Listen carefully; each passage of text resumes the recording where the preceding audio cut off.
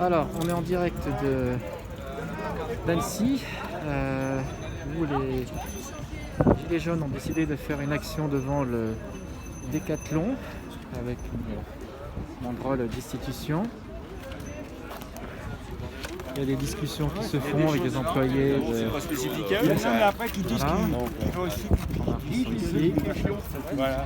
Donc voilà, nous sommes devant Décathlon qui appartient à la famille Muliez, qui nous a fourni un monsieur qui a dicté l'économie pour foutre en l'air et nos retraites et nos cotisations, qui a mis l'argent de nos retraites sur le marché boursier. C'est pour ça que la bourse remonte. Quand la bourse remonte, les actionnaires vont prendre leurs dividendes. Et puis quand tout sera bien purgé, tout va se casser la gueule et on n'aura plus rien. Ça veut dire qu'en France, on a à peu près 2000 milliards d'épargne, d'économie entre les retraites, les assurances vie et les livrets. C'est à peu près un an de PIB, 2000 milliards. C'est-à-dire que la 5e puissance du monde, qui est la France, 2000 milliards, va être mise sur la bourse pour être pompée par même pas 1% de la population de ces grandes entreprises pour nous mettre à la rue, à la peine en bas. On n'aura même pas le droit d'avoir des graines pour replanter, pour avoir à manger. On va être obligé de mendier pour manger, alors qu'on aura travaillé toute notre vie. L'exemple le plus réel aujourd'hui, c'est qu'avec le Covid-19, ce que révèle le Covid-19, c'est que même si vous avez 60 ans ou 70 ans, vous avez cotisé toute votre vie, eh bien, si un jeune, et j'ai rien contre les immigrés ou les gens détachés, etc., ça n'a strictement rien à voir. Pour ça, il y a la ME, pour la solidarité. Eh bien, on va vous mettre de côté, on va laisser mourir un vieux qui aura travaillé et cotisé toute sa vie. Plus de 70 ans, n'a plus droit aux soins. Voilà, donc c'est la loi Leonetti. Ce qu'avait dit aussi M. Attali, après 65 ans, un être humain n'est plus utile à la société. Il n'est plus utile à la société, même pas pour le don d'organes. Donc jusqu'à 60-70 ans, on peut encore, mais c'est tout ce qu'on va nous demander. Donc voilà à peu près où on en est. J'ai 60 ans, on peut me larguer. Hein? J'ai 60 ans. Ben moi j'ai 60 ans aussi, moi. Donc je suis sur le siège éjectable en ayant payé toute ma vie sans profiter de la retraite. Voilà, donc voilà l'exemple de ce que la famille Muliez nous a fourni comme gestionnaire pour l'avenir de nos chers Français. Donc l'insulte que fait M. Macron en allant célébrer Montcornet, la dernière bataille qu'a menée le général de Gaulle sur le territoire français, c'est de mettre en l'air tout le système social qui avait été fait par le Conseil national de la résistance et qui permet aujourd'hui d'avoir cette épargne qu'aucun autre pays n'a. Il n'y a aucun autre pays qui a autant d'argent partagé entre tous les citoyens, c'est la France et c'est l'œuvre du Conseil national de la résistance qui a été fait donc, suite à la Grande Guerre. Voilà ce qu'on est en train de casser. Ça me fait rebondir qu'il y a un an, enfin un petit peu plus d'un an, le temps passe vite, il y avait cette fameuse déclaration au plateau des Glières. Oui, que nous avons fait, qui a été bien filmé, une voix qui avait porté très loin. Qui avait été, il en reste qu'une partie maintenant, qui a été distribuée dans tous les ministères, on pourra la refaire, mais qui a été sanctionnée de tous les ministères. Maintenant, on ne la retrouve plus cette vidéo, c'est impossible de la repasser. Donc elle est chantée de tous les côtés. Bravo la démocratie, mais Monsieur Macron, ne vous inquiétez pas, on est toujours vivant et on ne la fermera pas. Très bien. Alors on va aller voir un petit peu d'autres personnes qui sont de ce côté. Alors on avait fait une interview, malheureusement ça n'avait pas enregistré, donc on disait que on se connaît depuis un moment. Ouais. Après tous les ronds-points, le premier ça a été Epagny, Nancy, La Mouette, c'est tout, Sénaux, c'est ça? Sénaux, oui. Voilà. On s'est même croisés sur les ronds-points d'Albi aussi. Et oui, Albi sur Chéran, où il y avait toutes ces cabanes. Il y a eu des mouvements forts aussi du côté de Chamonix. Chamonix, oui. Oui. Et puis, ça y est, le mouvement, c'est juste avant Chamonix, avant de prendre le viaduc. Voyez. Voilà, c'est ça. Donc là, je regarde les slogans. Gilets jaunes toujours présents et maintenant on rebondit sur les phénomènes d'actualité avec le coronavirus. Donc masqué, muselé, lobotomisé par la télé et bientôt pucé. Ce programme vous plaît? Et si demain la loi vous impose de vous promener à poil, vous vous soumettrez. Donc c'est-à-dire qu'aujourd'hui, sous principe de loi, qui met on est prêt et de sécurité. Hein. D'ailleurs, il y a eu la sécurité avec le terrorisme, hein, c'est la sécurité sanitaire. On est prêt à faire gober tout et n'importe quoi. N'importe quoi, ben oui, tout à fait. La preuve, parce que les gens, ils n'ont pas besoin de sortir masqués, ils sont quand même masqués, parce qu'on leur dit pour porter le masque. Donc ils sont lobotisés. Lobotomisés. C'est ça le pire. Ça va faire on va y arriver comme en Chine, hein, où il y aura 2 caméras par appartement. On y va directement. La Chine, c'est le programme qu'ils exportent. Hein. Oui, tout à fait. Les caméras déjà au-dessus de la ville à 360 degrés, qui peut contrôler tout citoyen avec connaissance. J'ai été surpris, moi je ne suis pas d'Annecy, mais j'ai vu qu'à Annecy, ils installent des caméras partout. Il y en a de plus en plus. Hein. Et donc c'est la reconnaissance faciale, c'est quelque chose qui va être activé. Pas encore activé en France, mais ça va pas tarder. Hein. Aujourd'hui, c'est fait pour les PV, je crois qu'on appelle on contrôle aussi des agressions, des poids en ville ou des trucs comme ça. Quoi. Oui. Mais voilà, on démarre comme ça, puis après, il y aura reconnaissance port de gilet jaune, après vous n'avez pas votre vaccin, tout est possible. Tout est possible après, oui. C'est ça le problème, c'est que les gens ne se rendent pas compte qu'on va dans le même problème que la Chine, quoi. C'est imposé. Ils ont la reconnaissance faciale, ils ont tout. Les citoyens savent ce qu'ils font à la seconde près. Quoi. On se rend compte en l'espace de quelques semaines qu'il y a une dérive grave en France, un totalitarisme, notamment au niveau de la censure. C'est du jamais vu. J'ai regardé hier, il y avait un reportage sur ce qui avait été fait avec un jeune qui avait été arrêté par la police à un noir. Il va me faire sauter ma vidéo s'il en passe devant, monsieur. Le général Steve, ça devrait passer le général Steve, oui, alors, est invité par Thibault, qui travaille. Hein? Mais vous avez le même masque, c'est normal? C'est le masque de Batman? C'est mon fils. Ah, d'accord. Thibault, je suis ton père. Je n'accepte pas d'être en vidéo. Tu veux pas être en vidéo? Non. Ok, pas de souci. Oh. Ah oui, Vous allez voir un petit peu les gens là-bas, Donc là, vous faites l'accueil des gens qui passent à Décathlon. Les gens, comment ils réagissent? Comme si vous n'existiez pas, ou certains vous posent des questions? Je répondrai oui aux deux. Il y en a effectivement qui ne regardent pas, qui évitent, qui à la limite rentrent la tête dans les épaules. Il y en a non, que ça interpelle et qui commencent à discuter avec nous. Du coup, il y en a qui n'ont pas prévu, qui sont venus sans leur masque, qui ressortent, qui sont il faut embêtés. le masque pour rentrer. Et oui, c'est un petit peu pour ça qu'on est devant Décathlon, parce que Décathlon impose le port du masque. Alors qu'il y a d'autres magasins qui ne l'imposent pas. Oui, et puis pour l'instant, la loi française ne nous impose pas ça. Donc là, Décathlon fait vraiment son is no good, plus royaliste que le roi. Oui. Alors on veut justement dénoncer ça, et puis c'est l'occasion d'en discuter avec les gens qui n'ont pas de masque, et puis de leur dire que ce masque c'est une muselière, et c'est rien d'autre. S'ils veulent pas le porter, ils le portent pas. Eh oui, et donc du coup ils n'achètent pas chez Décathlon, et d'ailleurs moi j'ai rien contre Décathlon, mais j'ai pas l'intention d'y entrer tant qu'ils m'obligeront à porter un masque. Très bien. Alors on va voir un petit peu comment ça se passe de côté.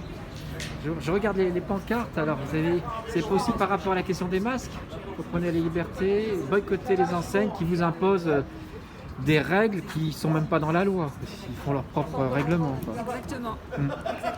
Et puis le masque, symboliquement, c'est taisez-vous quoi. C'est la soumission. Oui, c'est vrai qu'il y a le symbole. Il n'y a aucune expression de visage, on a l'impression d'être face à des robots, à des personnes déshumanisées. Et voilà, donc c'est pas la vie, c'est l'anti-vie. Et ce qu'on trouve surprenant, c'est qu'on dit que ce virus, il est mondial, mais les pays ont des comportements qui sont très différents. En France, il faut mettre le masque, il ne faut pas sortir, le confinement. Vous regardez la télévision, lorsqu'ils interviewent les gens, ils ont des masques. On a l'impression qu'à chaque fois ils parlent, les gens ont peur, les gens doivent se protéger. Vous allez en Suisse, il y a eu des règles, mais les gens ne portent pas le masque, les gens peuvent sortir.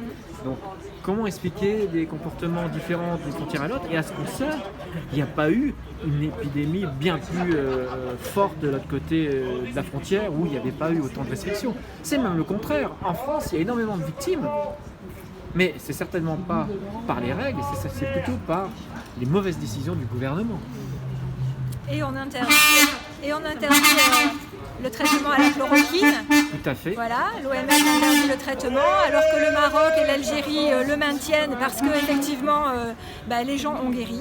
Voilà, ils ont quasiment pas de mort. Et quand on connaît les 4 qui ont fait l'étude pour voir si la chloroquine était néfaste ou pas, ce sont des gens qui sont farcis de conflits d'intérêts. Tous dans les lobbies des laboratoires. Et d'ailleurs, cette étude a été contestée. On parle de l'étude du Lancet. La France est, à ma connaissance, le seul pays qui, suite à cette étude, a décidé d'interdire la chloroquine, alors que les autres pays, même les États-Unis, autorisent la chloroquine. On se souvient que Trump avait dit qu'il fallait y aller. Si on a un problème, il faut tenter toutes les expériences. Et la chloroquine, il y a certainement des précautions à prendre, mais c'est un produit qui est connu depuis plus de 70 ans, qui n'a pas d'effet secondaire si grave. Donc pourquoi l'interdire? Exactement, c'est la question. Très bien, je passe à mes collègues avec les nouveaux panneaux. Donc... Ah, on parle de fausse pandémie. Voilà, donc ça c'est... Les gens sont occupés. On fait le tour des... Voilà, donc c'est vraiment un comité d'accueil. Alors, ce panneau, comment dire deux mots? Ouais, bah écoute, on avait fait déjà un pique-nique résistant jeudi de l'Ascension. Oui. Alors qu'est-ce que je peux dire? Là tu as des chiffres officiels de l'ONU. Les vrais chiffres, c'est-à-dire le nombre de victimes, parce qu'on dit que c'est une victime, un nombre. Voilà. Oui, donc ça c'est tout en haut, donc c'est les chiffres 237 000 victimes. Ouais, c'était il y a quoi? Peut-être il y a 2-3 semaines là. Et donc c'est très faible, hein, c'est le taux de mortalité le plus faible dans et le là-dedans, monde. on ne parle pas des autres grippes, parce qu'on sait qu'on meurt de la grippe. Chaque année, la grippe fait des victimes. Oui, oui, oui. Donc là, aujourd'hui, on peut dire que le coronavirus est une nouvelle variante de la grippe. C'est ça, ouais. C'est ça, et puis c'est une variante qui fait moins de victimes que la grippe, puisque la grippe, on en est à 600, enfin l'an passé je crois qu'on était à 600 000 morts et aujourd'hui on en est à 300 000. D'après ce qu'on m'a dit, là ça corrobore, hein, ce chiffre, ce tableau de l'OMS corrobore ça. Qu'est-ce que je peux dire de plus? Voilà, c'est un complot, hein, cette pandémie. Certains disent la plandémie. C'est ça. Le plandémie, c'est un plan. Voilà, François Dibental dit que c'est une plandémie.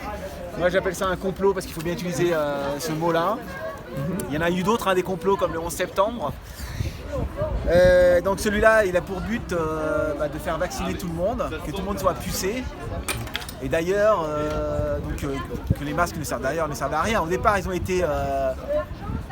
étaient interdits, quoi. Ils ont été, Oui, ils nous avaient dit que c'était inutile, que ça Voilà, servait à rien. Et même que c'était dangereux, qu'il fallait pas le prendre. Voilà, au départ, on n'en avait pas besoin. Ils ont été. Comme quoi, c'est à géométrie variable, c'est quand ça les arrange. Et puis maintenant que c'est fini, il faudrait que tout le monde en porte. Voilà, parce que c'est du business et puis ça permet de contrôler les gens. Voilà, c'est ça. C'est vraiment un test de soumission à la dictature mondiale.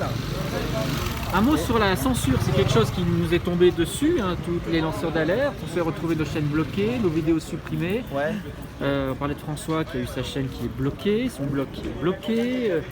Chloé qui a fait un super reportage qui a été censuré par YouTube, qui a fait une suite qui est de nouveau censurée. Comment expliquer cette censure? Pourquoi?